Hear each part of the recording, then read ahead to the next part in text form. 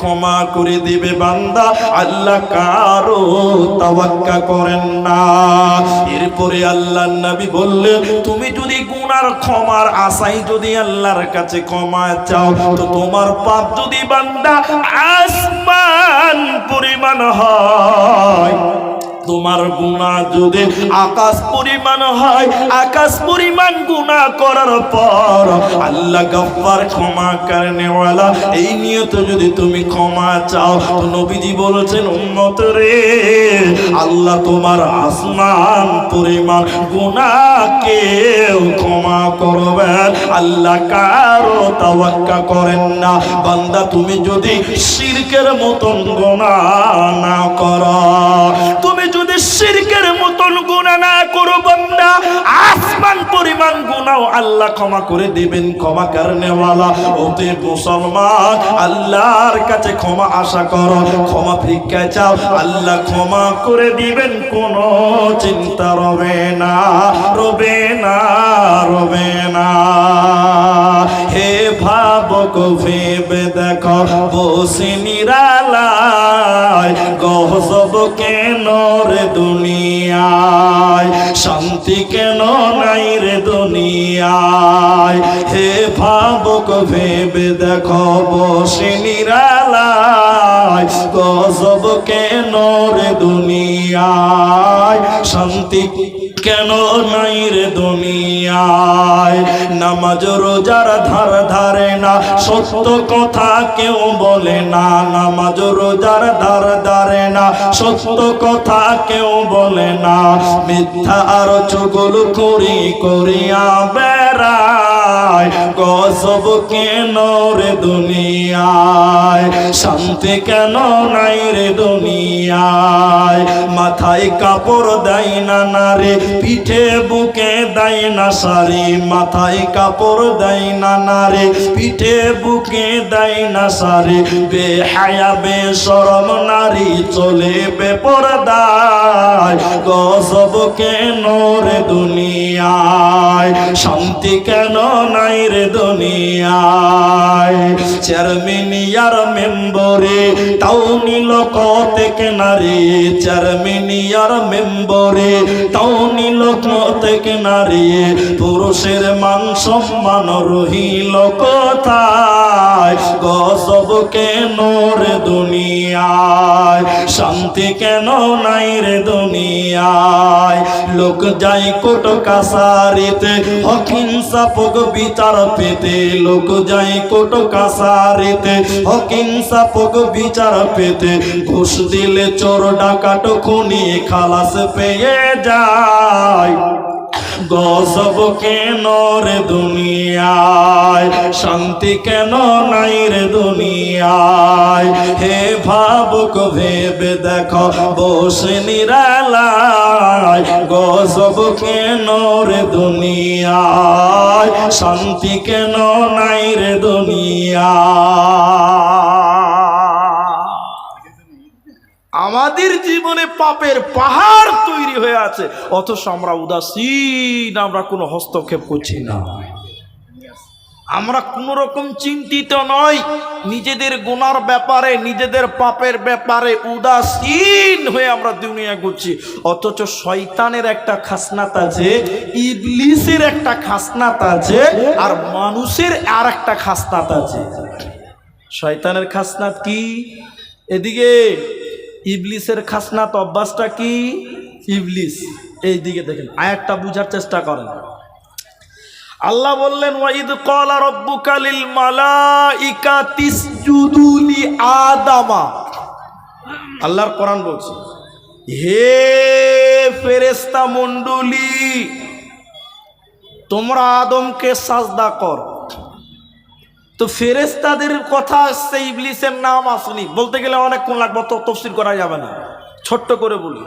ফেরেশতাদের সঙ্গে ইবলিস ছিল, পরোক্ষভাবে আল্লাহ ইবলিসকেও বলেছিল, হে ইবলিস এবং ফেরেশতা, তোরা আদমকে সাজদা কর। সবাই সাজদা করলো, ইবলিস কিন্তু সাজদা করলো না, অহংকার করলো। আবা ওয়াস্তাকবার, সে অহংকার করে অস্বীকার করলো, জি না, আমি আদমকে সাজদা করব না। ভুল করলো, ভুল করলো, ভুল করলো। ইবলিস ক্ষমা চেয়েছে? জোরে বলুন, ক্ষমা চেয়েছে? ক্ষমা চায়নি। তাহলে যারা ভুল করার পরে আল্লাহর কাছে ক্ষমা চায় না, তারা ইবলিসের ভাইরা ভাই। কথা বুঝতে পারছেন? যারা ভুল করার পরেও নিজের ভুলের ব্যাপারে আল্লাহর কাছে শর্মিন্দা হয় না, ইস্তেগফার করে না, তাওবা করে না, তারা হলো ইবলিসের দলভুক্ত, শয়তানের দলভুক্ত। কথা হ্যাঁ কিনা জোরে বলুন। ইবলিস ভুল করে নিজেকে অনুতপ্ত করেনি, তওবা করেনি, মাপ চাই নাই, এই জন্য সে বহিষ্কৃত হলো, বহিষ্কার হলো জান্নাত থেকে। আর একজন নবী, নবী তিনি প্রথম নবী, প্রথম মানুষ, হযরতে আদম আলাইহিস সালাম।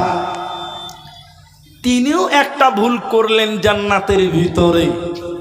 আল্লাহর একটা আদেশ অমান্য করেছিলেন। অত লম্বা করে নয়, ছোট্ট করে বলি। সাজা ভুগতে হচ্ছে তাকে। দুনিয়াতে আল্লাহ আদমকে পাঠালেন, জান্নাত থেকে বের করে দেওয়া হলো, জান্নাত থেকে পৃথিবীতে পাঠানো হলো। আদম আলাইহিস সালাম আল্লাহর কাছে ক্ষমা চেয়েছিল, চাই নাই? কথা বলেন, চাই নাই? রব্বানা যালামনা আনফুসানা ওয়া ইল্লাম তাগফির লানা ওয়া তারহামনা লানাকুনান্না মিনাল খাসিরিন। সকলে একবার মুহাব্বতের সঙ্গে আমার সঙ্গে বলুন, রব্বানা যালামনা আনফুসানা ওয়া ইল্লাম তাগফির লানা ওয়া তারহামনা লানাকুনান্না মিনাল খাসিরিন।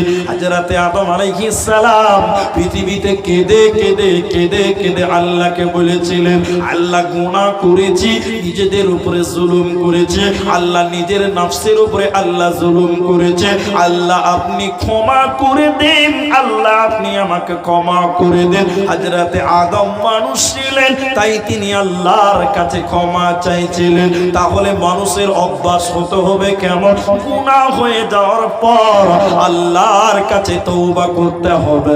গুনাহ হওয়াটা স্বাভাবিক, অস্বাভাবিক নয়। অতএব গুনাহ হয়ে গেছে, এটা হতেই পারে, তবে গুনাহ হয়ে যাওয়ার পর আল্লাহর কাছে তওবা করো, এটা হলো বান্দার পরিচয়, এটা হলো মানুষের পরিচয়। আর যারা গুনাহ করার পর ক্ষমা চাইবে না, ইবলিসের অন্তর্ভুক্ত হবে, কোনো উপায় রবে না।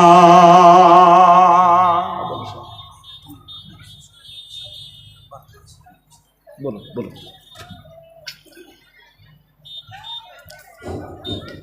আসসালামু আলাইকুম ওয়া রাহমাতুল্লাহ। আমাদের বিপ্লব মাদ্রাসার ছাত্রীদের নাম বলছি, যাদেরকে মহিলাদের মধ্যে চাদর নিয়ে কালেকশন করার কথা আছে, তারা নামগুলো আমি বলছি, তারা সবাই রেডি হয়ে যাবে চাদর নিয়ে। ইসানা খাতুন, নাসরিন খাতুন, আরমিনা খাতুন, আঞ্জেরা খাতুন, কোহিনুর খাতুন, রিমি, রুবি, নাজিরা, হাবিবা, আফসানা, এই কজন মেয়ের নাম বলা হলো। তারা চাদর নিয়ে মহিলাদের মধ্যে প্রস্তুত হবে, চাদর নিয়ে ঘুরবে। ছেলেদের মাঝে জালসা প্যান্ডেলের মধ্যে, পুরুষ প্যান্ডেলের মধ্যে হবে ইব্রাহিম, আরসাদ, আসরা, আশফাক, শরীফুল, তারপরে ইহসান, আহমদ,